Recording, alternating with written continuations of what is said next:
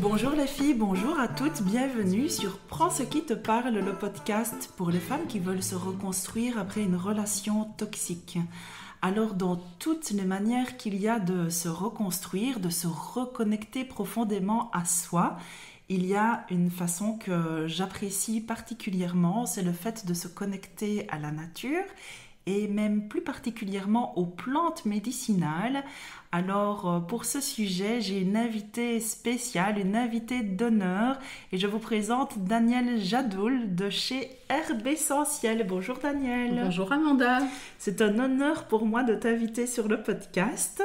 Et pour vous planter un peu le décor, donc moi j'ai suivi la formation de Danielle Créer son jardin médicinal.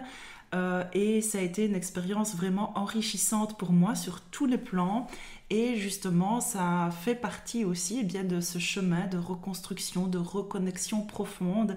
J'y ai découvert des choses encore plus précieuses que celles que j'étais venue chercher au départ. Et donc, ça me tient vraiment à cœur, Danielle, de pouvoir de partager ce moment avec toi et pouvoir le partager au plus grand nombre. Ça me fait super plaisir. Alors, Danielle, est-ce que tu peux te présenter? À mon avis, tu le feras mieux que moi. Comment t'en es arrivée tout d'abord, qu'est-ce que tu fais exactement? Tu es tisanière Moi, je suis surtout formatrice, donc en fait, je forme les gens à plus d'autonomie par rapport à leur santé. Donc, je leur apprends à cultiver les plantes médicinales dans leur jardin, et c'est vraiment à la portée de tous. Il ne faut pas forcément avoir la main verte, comme on dit. Et ces plantes, alors après, j'apprends aux gens à les transformer en remèdes simples, efficaces, peu coûteux. Et donc tout ça dans mon jardin didactique qui se trouve ici à Taviers. Donc Taviers, c'est un village dégueusé. Et donc le surplus de ces plantes qui sont utilisées donc, pour les ateliers qui poussent dans le jardin, je les utilise pour faire des tisanes. Donc j'ai ma gamme de tisanes habituelle et puis parfois j'ai des petites commandes spéciales comme celle sur laquelle on a pu contribuer ensemble, la tisane Amour de soi, voilà. Et en fait, comment j'en suis arrivée là? Oui. Donc à la base, moi j'ai travaillé dans la finance quasiment toute ma carrière, mais sans me sentir vraiment à ma place. Donc ici, je peux peut-être penser aussi un peu au parallèle quand on est dans une relation toxique. Je dirais pas que c'était hyper toxique parce que j'avais quand même, on a quand même toujours des avantages d'une relation, et là j'avais la sécurité du salaire qui tombait à la fin du mois, évidemment. Mais donc voilà, à l'occasion de l'annonce d'une restructuration, je me suis vraiment posé les questions de savoir si c'est vraiment ça que j'avais envie de continuer de faire ou pas. Et ça a été un moment pour moi de reconnexion à moi, justement, de savoir à quoi j'avais vraiment envie de passer le reste de ma vie. Donc j'avais 51 ans à l'époque, oui, à peu près 51 ans. Et donc voilà, donc je me suis reformée en herboristerie, et puis à l'issue de ma formation, je me suis demandé qu'est-ce que j'allais faire de tout ça. Et je me voyais pas trop phytothérapeute parce que je pense que pour ça, il faut avoir étudié la médecine. Je me voyais pas non plus dans une boutique, dans une herboristerie à accueillir des gens entre quatre murs fermés. Moi, je me voyais vraiment dans la nature. C'est vraiment ça qui me plaisait le plus. Et donc, je me suis dit que c'était important, finalement, c'était de transmettre cet amour de la nature et des plantes médicinales en particulier. En fait, à la base, le projet, c'était vraiment par rapport aux plantes médicinales et tout ça. Et au fil du temps, au fil des années, je vois les gens qui viennent vers moi, ça leur ouvre tout un univers qu'ils ont un peu mis de côté, qu'ils ont un peu oublié, qu'on a un peu oublié dans nos sociétés contemporaines, qui est la nature. Et moi, c'est toujours ça qui m'émerveille, c'est de voir comment... souvent, ce sont des femmes, donc j'ai eu 2 hommes sur à peu près une centaine de participants à mes formations depuis 2018. Voilà, ce qui m'émerveille toujours, c'est de voir comment elles réapprennent à observer la nature et comment c'est transformateur pour elles, pour leur style de vie, pour leur estime d'elles-mêmes aussi, le fait d'être plus autonome. Voilà, donc en gros, c'est Quelle belle histoire. Je suis toujours super émue quand je t'entends raconter ça. Et c'est vrai qu'à travers cette connexion aux plantes, il y a vraiment ce côté de connexion à soi, parce qu'en fait, on fait tellement partie de la nature, et dans nos sociétés modernes, on a eu tendance à un peu l'oublier, notamment avec la modernisation, etc. Et l'industrie pharmaceutique qui a pris son essor. Et je me rappelle que tu avais parlé un petit peu de ça, des avantages à se reconnecter aussi aux plantes médicinales, sans pour autant jeter toute la médecine moderne, hein, c'est pas le but. Mais est-ce que tu peux raconter l'intérêt aussi de se reconnecter aux plantes médicinales et de réapprendre à les utiliser en fait dans notre quotidien? Oui, mais en fait, donc les plantes médicinales, c'est quelque chose qui fait vraiment partie de l'héritage de l'humanité. Enfin, de tout temps, l'homme a utilisé les plantes pour se soigner. Et l'industrie pharmaceutique, ils font pas vraiment différemment. Ils étudient aussi les molécules des plantes qu'ils extraient et qu'ils utilisent. Bon, maintenant, il y a des médicaments où c'est très utile qu'il y ait l'industrie pharmaceutique. C'est important de le rappeler aussi, de ne pas tomber dans l'extrême. Je ne prends plus de cachet pour mon diabète. Non, tout à fait. Il faut vraiment conserver bien vos médicaments si le médecin vous l'a proposé. Oui, tout à fait. Mais il y a certains problèmes de santé. Enfin, il y a beaucoup de choses en fait dans notre société moderne, des troubles de santé qui sont pas quantifiables et pas objectivables, du style j'ai des problèmes de digestion, j'ai des problèmes de stress, j'ai des problèmes de sommeil, et où en fait c'est un peu dommage de juste prendre une pilule qui va un peu gommer tout ça sans aller à la source du problème, quoi. Si j'ai du stress, pourquoi est-ce que j'ai du stress? Et même chose au niveau des plantes, ok, il y a des plantes qui vont aider à apaiser le stress, mais enfin, il y a aussi savoir d'où ça vient, en fait, quoi. C'est pas juste le symptôme qu'on va soigner. Et donc, par exemple, aussi les maux de tête. Donc, l'industrie pharmaceutique, tu prends une aspirine, tu prends un Dafalgan, tandis que dans mon approche à moi par rapport aux plantes, c'est pourquoi tu as mal à la tête? Est-ce que tu as mal à la tête parce que tu digères pas bien? Est-ce que c'est ton foie? Est-ce que c'est parce que tu as tes règles? Est-ce que c'est parce que tu n'as pas dormi? Est-ce que c'est parce que tu es stressé? Enfin, voilà. Et donc, en fonction de la réponse, c'est telle ou telle plante qu'on va privilégier. Et donc, c'est une approche qui encourage aussi l'écoute de soi et une meilleure connaissance de soi aussi. Donc, savoir, effectivement, j'ai mal à la tête, trouver la cause, en fait, quoi, hein, et apprendre à mieux se connaître de cette façon-là, à prendre du temps pour s'écouter,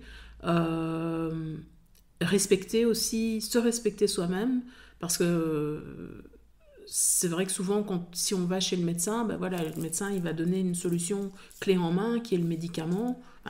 Et comme on dit, on a bien rappelé, on ne dit pas non plus qu'il ne faut plus du tout aller chez le médecin, c'est sûr, mais en tout cas, il y a toute une partie qu'on est capable, de s'en sortir soi-même avec l'aide de la nature, quoi. Et si je peux juste encore ajouter une chose, je trouve que cultiver soi-même ces plantes médicinales aussi, c'est déjà poser une intention de bien-être, poser une intention de santé. Et moi, je crois très fort dans la puissance de l'intention. Et quand on a vraiment toutes les cellules de notre être qui vibrent dans une direction, forcément, ça peut que contribuer au mieux-être, quoi. C'est clair. Je suis tout le temps émue. Oui, je te vois. À chacune de tes phrases, je suis émue. Et je trouve que c'est aussi retrouver cette espèce de lenteur qui est aussi propice à la guérison. Et parfois, dans cette société agitée, moderne, où tout va très vite, on a un problème, on veut qu'il passe, tac, tout de suite. En un médicament, en 20 minutes, ça doit agir.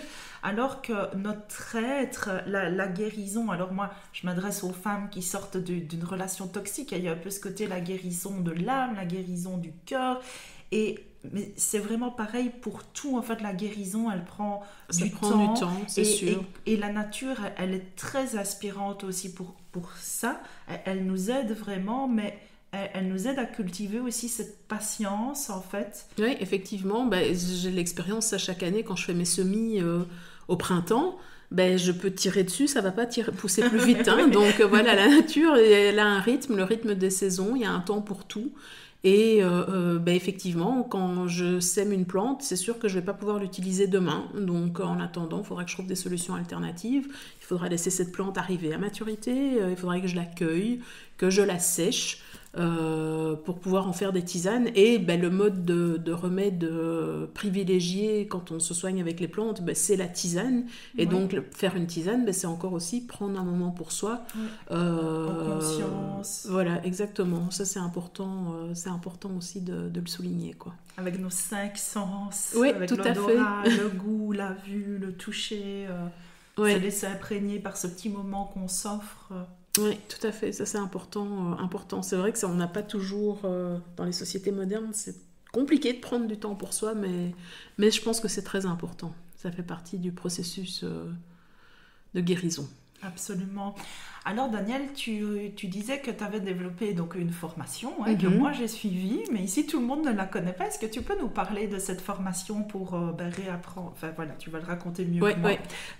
Voilà, donc la formation, ça s'appelle « Je crée mon jardin médicinal ». Donc ça se passe en 10 journées. Donc ça commence en septembre et ça se termine en juin avec une interruption en hiver. Donc mai-juin, en général c'est une fois par mois, mais mai-juin c'est toutes les 2 semaines parce que là si on loupe, il y a tellement de choses qui se passent dans cette période-là au niveau des floraisons et tout ça. Et donc pour cette formation, je suis partie de 10 plantes de base, donc qui peuvent soigner à peu près 80% des bobos courants qu'on a dans une famille. Et donc ces plantes-là, on les étudie vraiment en profondeur et les participants à la formation reçoivent les plantes qu'ils peuvent directement installer dans leur jardin. Donc ils ne doivent pas repasser par la case pépinière et se dire « Ah, est-ce que c'était vraiment cette plante-là que je devais acheter ?» Enfin, voilà, ils ont directement tout ce qu'il faut pour cultiver leur jardin en parallèle à la formation qui suit ici. Et donc, dans chaque journée, dans chacune de ces 10 journées de formation, il y a toujours la partie théorique, parce que bien sûr, il faut quand même apprendre quelles sont les propriétés des plantes, aussi savoir quelles sont les contre-indications, puisque tout n'est pas bon pour tout le monde. Il y a des plantes ne sont pas anodines, donc il y a quand même certains cas où il vaudra mieux s'abstenir. Et puis, il y a toujours une partie pratique, donc soit au jardin, donc une partie des mains dans la terre, donc on va apprendre à semer, à planter, à cueillir, à sécher. Puis il y a une partie atelier pratique aussi pour transformer, donc soit faire des tisanes, faire des vinaigres médicinaux, des vins médicinaux, des macérats huileux, donc soit pour les massages, soit pour l'usage cosmétique, des teintures mères, c'est-à-dire des macérations dans l'alcool, ça va permettre un autre usage des plantes, enfin vraiment essayer d'avoir une panoplie la plus vaste possible du type de remède qu'on peut apprendre à faire soi-même.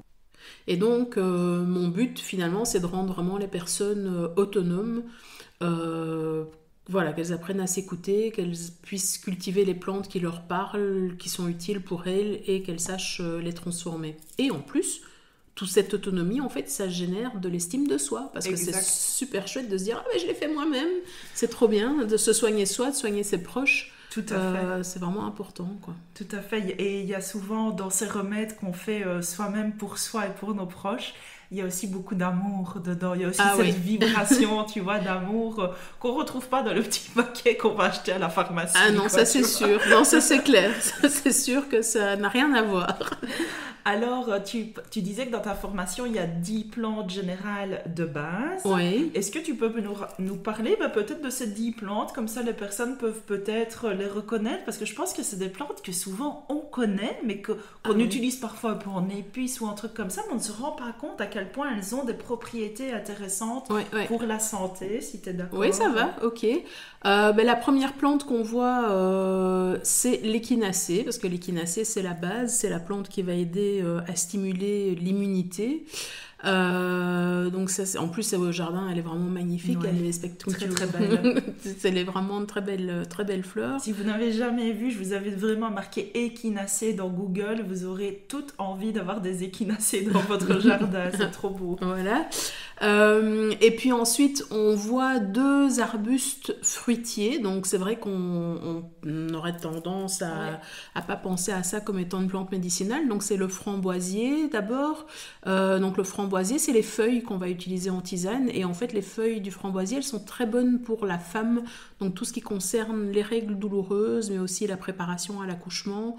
Donc c'est vraiment une plante qui s'adresse spécifiquement à l'utérus, en plus de plein d'autres propriétés, mais enfin voilà, c'est ça qui est intéressant, surtout qui la distingue des autres. Le cassis, ensuite on va voir, c'est aussi les feuilles du cassis qu'on utilise en tisane. Donc le cassis, c'est une plante qui est tonique, qui est anti-inflammatoire, qui est diurétique, donc c'est-à-dire qui va augmenter le volume des urines et qui va permettre de soulager des problèmes articulaires. Des problèmes de rétention aussi. Rétention d'eau aussi, effectivement, oui, tout à fait. Alors après on fait la pause en hiver, puisqu'en hiver dans le jardin il fait un petit peu plus calme, et on reprend au printemps. Donc la première plante qu'on voit au printemps, c'est le romarin. Donc le romarin, c'est une plante qui va aider le foie, qui est aussi une plante tonique, donc c'est une des 4 plantes que je conseille en cas de burn-out, mais il va falloir faire une rotation, puisqu'on ne va pas pouvoir se soigner pendant 6 mois avec du romarin, puisqu'à un moment donné il y a une toxicité quand même, donc c'est bien d'alterner différentes plantes. Et le romarin, il travaille très bien sur la mémoire aussi. J'allais le dire, que la science se penche vraiment de plus en plus sur le romarin. Je ne sais pas si tu le savais, qu'ils font des études pour prouver son efficacité dans la maladie d'Alzheimer. Oui, tout à fait, oui, au début de... Si ça se met, c'est toi qui me l'as dit. Les... Je ne sais plus d'où je sors cette info, mais ça m'a marqué. Ah oui, effectivement, donc quand on a les prémices de la maladie d'Alzheimer, faire des tisanes de romarin, ça peut vraiment... Bon, ça ne va pas arrêter la maladie d'Alzheimer, mais ça peut ralentir l'évolution et la gravité, la dégradation de la santé de la personne. Et ça prouve vraiment les effets bénéfiques sur la mémoire et la concentration. Oui, tout à fait. Et le romarin en usage externe, il est très bien aussi, il va aider la circulation capillaire, donc dans les extrémités. Donc les gens qui ont les mains, les pieds froids, il y a moyen de, syndrome de Raynaud ou quoi, il y a moyen de se soigner avec le romarin, les chutes de cheveux aussi. Donc tout ce qui est stimulation de la circulation capillaire. Alors la plante suivante qu'on voit, c'est la menthe poivrée en particulier. Donc elle est très bien pour les migraines, pour la fatigue, pour le foie aussi, pour la digestion, pour tout ce qui est syndrome du côlon irritable. Elle va bien aider à ce niveau-là. Et alors à ce moment-là, on est en plein printemps, en plein boom de la nature. Et là, il y a beaucoup de temps qui est consacré aussi à découvrir les plantes sauvages. Parce que moi, dans mon jardin, c'est un jardin... domestiqué, mais où je laisse quand même la nature s'exprimer. Et donc, on va faire une petite promenade sur le Ravel qui est pas très loin non plus. Mais on va aussi voir les plantes sauvages qui sont dans le jardin avec lesquelles on peut faire plein de choses. Donc, l'ortie, le pissenlit, la pâquerette, et puis plein d'autres plantes qu'on trouve ici dans le jardin. Alors ensuite, la plante suivante qu'on va voir, c'est la mélisse. Donc la mélisse, c'est une plante qui est digestive, qui est calmante, qui est antispasmodique aussi, donc qui va aider à calmer les crampes. Et puis, en parallèle, donc, il y a l'émergence des fleurs sauvages, les prairies fleuries, les coquelicots, les bleuets, enfin, toutes ces plantes qu'on trouve, donc on les voit aussi pendant la formation, on fait aussi des cueillettes et tout ça. Puis, il y a aussi tous les arbres qui se mettent à fleurir, donc l'aubépine, puis le sureau, puis le tilleul, donc on va aussi voir tous ces arbres sur lesquels on va pouvoir cueillir des fleurs pour se faire du bien. Sans oublier, effectivement, les arbres sur lesquels on va cueillir les feuilles, parce qu'il faut savoir aussi qu'on peut utiliser des feuilles d'arbres pour se soigner, et ça, moi, ça a été une grande découverte quand j'ai appris la tisanerie en 2018.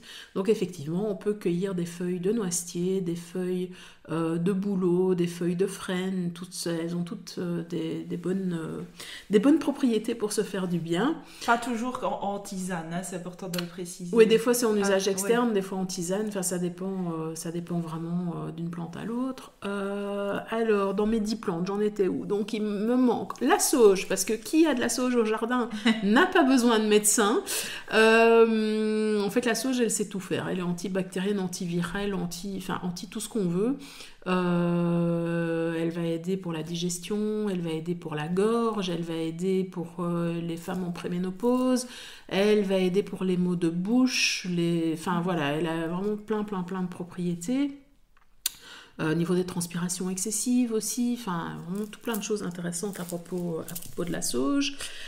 Alors, la plante suivante, c'est... Non, l'origan ne fait pas partie des 10 plantes de base. Non, on l'a vu parce qu'effectivement, c'est une cousine de la sauge et on tend très souvent à confondre l'origan et la marjolaine. Et c'est vrai qu'elles ont beaucoup de propriétés communes. mais elles ont surtout des propriétés diamétralement opposées au niveau de la stimulation du système nerveux. Donc effectivement, on voit l'origan et la marjolaine au cours, surtout pour bien les identifier, pour ne plus faire l'erreur. Parce que, effectivement, si on veut booster sa libido, on va pas prendre de la marjolaine, et inversement, si on veut se calmer, on va pas prendre de l'origan, parce que voilà, de ce point de vue-là, elles sont complètement différentes. Ensuite, on voit le calendula, qu'on appelle plus communément le souci des jardins. Donc ça, c'est une très bonne plante pour la peau, pour le système digestif aussi, tout ce qui est estomac, œsophage et tout ça. Aussi, elle a un petit côté oestrogénique, donc pour réguler le cycle menstruel, ça peut aider aussi. Et puis, le thym, c'est celui-là que j'oublie toujours, le thym. Ses feuilles sont tellement petites qu'elles se font oublier. Et pourtant si puissantes. Oui, effectivement. Donc le thym, une plante de choix pour tout ce qui est problème de bronches, problèmes respiratoires. Ça va être aussi bien pour des problèmes de digestion. C'est aussi une plante tonique qui peut aider en cas de burn-out. Est-ce qu'il est antiseptique un peu? Oui, très antiseptique, antiviral et tout ça. Et puis alors on finit la dixième journée. En fait, avant, c'était simplement la matricaire. Donc la matricaire, c'est ce qu'on appelle la camomille sauvage. Donc quand vous achetez un sachet de tisane de camomille, c'est de la matricaire qu'on trouve dedans. Mais les gens confondent très fortement matricaire, camomille noble, qu'on appelle aussi camomille romaine, et la grande camomille qui est tout à fait autre chose. Et donc finalement, cette 10e journée, je l'ai étendue aux 3 camomilles pour bien pouvoir distinguer, parce que moi je mets vraiment beaucoup d'importance sur la bonne identification des plantes. C'est très important. Voilà, pour pas se tromper, parce que toute plante est comestible une fois, mais après ça serait bien que... Elles ne sont pas toutes 2 fois. Voilà, donc c'est bien de pas se tromper quand même, et c'est des plantes qui ont des propriétés différentes, donc voilà, c'est pour ça que j'ai inclus finalement toutes les camomilles dans cette dernière journée, pour qu'on sache bien de quoi on parle. Magnifique. Et puis en plus de ces 10 plantes-là, je vous ai déjà un peu parlé des plantes sauvages, des arbres, etc. Mais vous savez que quand on aime, on ne compte pas. Et donc dans le jardin, il y a plein d'autres plantes qu'on voit à la formation. Il y a la lavande, il y a l'hélicryse, il y a la valériane, il y a les mauves, les guimauves. La rose. La rose, effectivement. C'est pourquoi, oui, effectivement, pas oublier la rose. Enfin voilà, donc il y en a encore tout plein. Je pense que j'ai recensé un jour, j'ai à peu près une 60aine de plantes qu'on voit pendant la formation. Oui. Donc, au final, 10 en détail et puis 60. Oui. Eh bien Daniel, merci beaucoup pour toutes ces explications. Franchement, je confirme que la formation est vraiment très complète, très didactique. Moi, ce que j'avais adoré dans ta formation, c'est vraiment le mix entre la théorie et la pratique, où directement, on n'a pas le temps de trop mentaliser les choses, qu'on part au jardin et qu'on va le ressentir dans notre être. En fait, encore une fois, ça passe par tous nos sens. Même la partie théorique, quand tu nous parles des plantes, tu as toujours en démo une plante sur la table où on peut analyser des feuilles, la regarder, la toucher, la sentir. On la goûte souvent aussi. Oui. Et puis on part au jardin et on repart avec notre petite plante à mettre directement dans son jardin. Donc ça, c'est vraiment génial. Je vous recommande cette formation très fortement. Et alors, Daniel, quand j'ai prévenu mes élèves de yoga que je venais te rencontrer aujourd'hui pour faire une interview pour le podcast, et j'ai reçu quelques petites questions pour toi. Donc, j'ai sélectionné des petites questions pour pas que l'épisode dure trop longtemps. Est-ce que tu es d'accord de répondre bien sûr. À 3 questions? D'accord. Ou 2 questions, je ne sais plus. Quelle est la différence entre plantes fraîches et plantes séchées? Est-ce qu'il y a un intérêt à utiliser plus des plantes fraîches ou des plantes séchées? Voilà, est-ce que tu peux nous parler un peu de ça? Eh bien, Amanda, je t'invite à regarder dehors. On est le 29 novembre, je peux le dire. Oui. Et tu vois qu'il n'y a plus grand-chose dans les parcelles de culture. En effet. Donc, juste au niveau de la disponibilité, en fait, le fait de sécher ces plantes, ça permet de les avoir disponibles 4 saisons. De les avoir tout le temps, parce que sinon on est tributaire quand même de leur disponibilité au jardin. Évidemment, si vous voulez vous soigner en été, vous pouvez toujours prendre les plantes fraîches qui sont dans votre jardin, ça c'est vraiment très très bien, juste qu'il faudra doubler les doses, parce que les plantes fraîches sont moins concentrées en principe actif, vu qu'elles contiennent principalement de l'eau. Voilà, mais ceci étant dit, il y a certaines plantes qui perdent leurs propriétés au séchage. Par exemple, la capucine, fraîche, elle va être efficace, alors que séchée, elle n'a plus de propriété. Et alors, il y a des plantes aussi qui sèchent difficilement, enfin qui vont noircir en séchant. Par exemple, le basilic, c'est quand même très difficile. Donc, effectivement, ça, c'est peut-être mieux de le prendre frais sur le moment même, en été, en saison. Super. J'avais une deuxième question qui était quel est l'intérêt d'utiliser plutôt les plantes fraîches ou séchées, du coup, par rapport aux huiles essentielles ? Ah, ça c'est une très bonne question. Oui. En fait, il faut voir qu'une plante, elle va contenir tout plein de molécules, que toutes ces molécules, en fait, ont un intérêt par rapport à l'effet thérapeutique qu'on veut avoir, et que l'huile essentielle, en fait, c'est juste une partie hyper concentrée de molécules qu'on va extraire de la plante. Et donc, les molécules, l'huile essentielle, on peut l'utiliser pour des choses très très ponctuelles et à très court terme, mais on ne peut pas utiliser les huiles essentielles sur le long terme parce qu'il va avoir une certaine toxicité. Et même, il y a certaines huiles essentielles qui sont carrément toxiques, qu'on n'utilise carrément pas. Je pense par exemple à la sauge officinale. On peut se faire une tisane de sauge sans aucun problème. Enfin, il y a des contre-indications quand même, mais je veux dire, voilà, on peut se faire une tisane de sauge, alors que l'huile essentielle de sauge, il y a un côté neurotoxique. Enfin, les gens qui sont sensibles peuvent faire une crise d'épilepsie. C'est une huile essentielle qui ne devrait même pas être en vente libre. En fait, il y a une toxicité. Je vais vous faire un parallèle avec les cocktails. En fait, c'est comme si l'huile essentielle, c'est comme si vous buviez que le shot d'alcool qu'il y a dans votre cocktail, que vous le buviez pur, sans bénéficier du jus, des glaçons, de tout le reste des choses, des ingrédients qu'on a mis dans votre cocktail. Voilà, l'effet sera pas exactement le même, quoi. Alors ensuite, au niveau des huiles essentielles, il y a le côté écologique aussi. Il faut savoir que ça prend énormément de plantes pour faire de l'huile essentielle. Donc je prends l'exemple de la rose. Il faut 5 tonnes de pétales de rose pour faire 1 kg d'huile essentielle. Donc c'est vraiment très très très consommateur en ressources et en énergie aussi, parce qu'il faut distiller tout ça.